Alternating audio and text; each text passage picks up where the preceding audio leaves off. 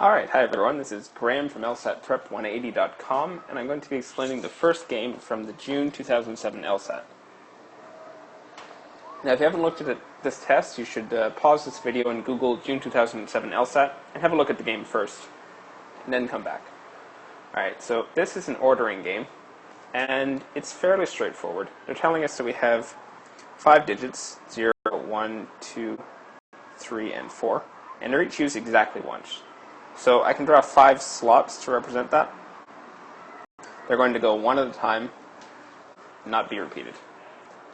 Third rule is where it gets interesting. Second digit is exactly twice as much as the first. I can try stuff out to see what works. If I put 1 here, I know I have to put 2 second because that's twice as much as 1. And there's actually only one other scenario that works here. If I take 2, 4 is twice as much as 2. This is what I call a binary condition. And it's incredibly useful because it lets you get this stuff out of your head and down on the page so you don't make mistakes. The other things I'm going to do are just draw the remaining numbers. So here I have 0, 2, 3, sorry about that, 0, 3, and 4. And over here I have 0, 1, and 3. The final rule is the third digit is smaller than the fifth. So I'm going to represent that by showing that it basically means you can't have the biggest remaining number in third place. So here, 4 can't go third because there's nothing bigger than it. And in the second scenario, 3 can't go third because there's nothing bigger than 3 left. So scenario 1, scenario 2. And that's it. Those are all of our rules. So on a game like this, before you go into the questions, it's super important to remember those rules. You should always know that 3 is smaller than 5. You can draw it with an arrow or something like that if it helps you remember it. But you've got to remember that because along with the fact that we've only got 2 scenarios, 1, 2, and 2, 4, that's the only other rule. Everything's going to depend on those 2 rules. Okay, so the first one is what's called a local rule, which is where they give you something that only applies to that question. I love these because there's a 3-part process you can use to answer them really fast and really accurately. The first step is to draw the local condition. The last digit is 1. This doesn't work in the first scenario because the first digit is 1. So it's just right out. So it only works in scenario 2. Last digit is 1. The second step is to figure out what other rules are affected by this new rule. Well, we know that the fifth digit is bigger than the third. So we have to look, what can I put in the third digit in the second scenario that's smaller than 1? And there's only 0. And that leaves us with 3, and that goes in spot 4. Done. This is our only possible scenario. And then the third step of this 3-part process, draw the rule, make additional deductions by combining with your other rules. The third step is see if that gets you the answer. Here it definitely does. We see A is the first digit is 2. Yep. First digit has to be 2. And if you look at B through E, you'll see that they contradict our diagram. They have different things than we know have to go there, and so they're not right.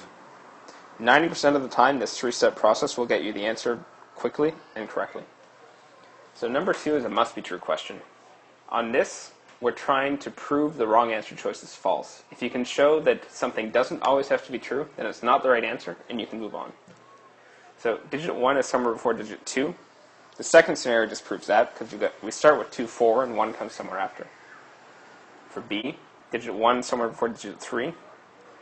We can disprove that in, it has to be true in the first scenario, but we can disprove it in the second scenario by doing 0, 3, 1. Doesn't have to be true.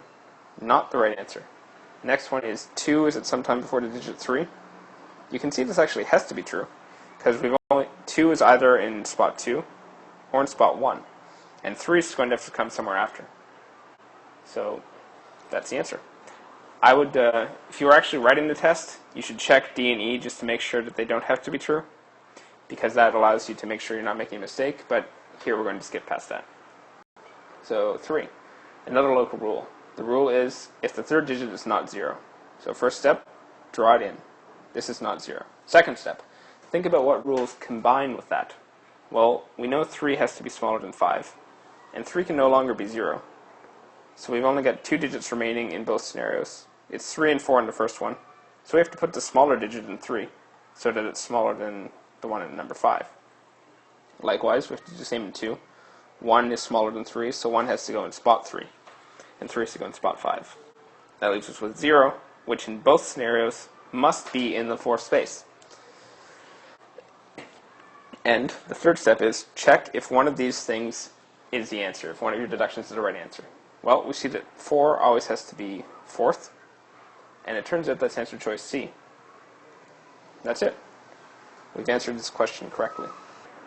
The next question is a could be true except question. We could just go through every answer choice and see if it could be true, and when it could be true, then we eliminated it because it's not correct. And then the one that we can't make a scenario for is the right answer. We could do that, but that takes a little while. Another thing we can do on this question is to think about the rules and see if that narrows stuff down. We're talking about the 3rd and 4th digits. We know that the 3rd digit always has to be smaller than the 5th digit. So any of the answers like A and B where the 3rd digit is 0 almost certainly can be true, because whatever number we put in the 5th digit is going to be bigger than 0. Whereas the answer choices D and E are harder because they've got a big digit like 3. So I would start with those. I would start with the one like E, which actually has 4, the only digit bigger than 3, in spot 4. That's scenario 1. 1, 2, 3, 4. And there's now no way to have anything bigger than 3 in 5, because only 0 is left. E is the right answer here. So we answered that by focusing on the thing that seemed like it was going to be the most difficult to put into place. And the last question is another must be true.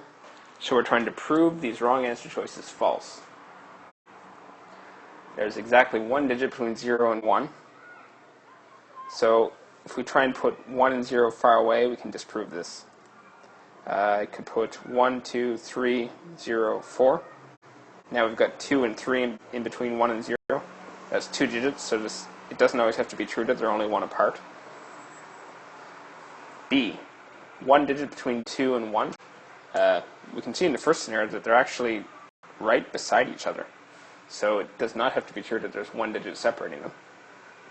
Move on to the next question. There are at most 2 digits between the digit 1 and the digit 3. So we can disprove this by putting them really far apart, by putting more than 2 digits between them. So I'm going to use scenario 1, where 1 is in spot 1, and see if I can put 3 in spot 5. I could put 0 in spot 3, so it's smaller, and 4 is in spot 4, and I can see that there's 1, 2, 3 spaces in between 1 and 3. And this obeys all of our rules, so that's not the right answer.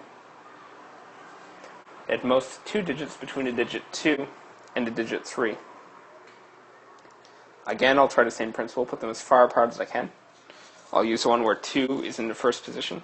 I'll put 3 at the end, and I can put 0 here, and that's smaller than 3, and 1. And I've got 1, 2, 3 spaces between 2 and 3.